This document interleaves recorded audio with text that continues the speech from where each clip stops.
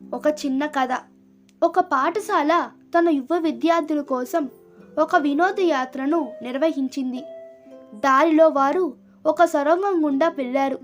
దాని గుండా bus driver ఇంతకు ముందు చాలాసార్లు వెళ్ళేవాడు. సొరంగం అంచున 5 మీటర్ల ఎత్తు అని రాసి ఉంది. బస్సు ఎత్తు కూడా 5 మీటర్లు ఉండడంతో డ్రైవర్ ఆపలేదు. అయితే ఈ సమయంలో బస్సు సొరంగం పైకప్పుకు తగిలి మధ్యలో ఇరుక్కుపోయి పిల్లను భయప్రాంతులకు గురి చేసింది. బస్సు డ్రైవర్ ఇలా చెప్పడం ప్రారంభించాడు. నేను ప్రతి సంవత్సరం ఈ సొరంగం గుండా ఎటువంటి సమస్య లేకుండా వెళ్తాను, కానీ ఇప్పుడు ఇలా జరిగింది అని. ఒక వ్యక్తి సమాధానమిస్తూ, కొత్తగా రోడ్డు వేసినందుకు రోడ్డు మట్టం కాస్త పెరిగింది. అక్కడ జనంలో ఒక వ్యక్తి తన కారుకు బస్సును కట్టడానికి ప్రయత్నించాడు, కానీ అది రుద్దిన ప్రతిసారి తాడు తెగిపోయింది. కొందరు బస్సును లాగడానికి బలమైన క్రేను తీసుకురావాలని సూచించారు, మరియు కొందరు దాన్ని టన్నెల్ తవ్వి పగలగొట్టాలని సూచించారు.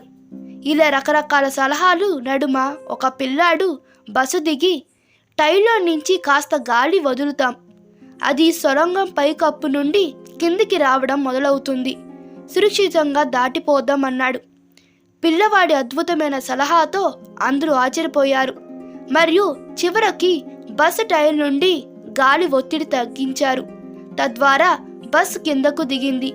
బస్సు సొరంగం పైకప్పు స్థాయి గుండా వెళ్ళింది మరియు అందరూ సురక్షితంగా బయటకు వచ్చారు.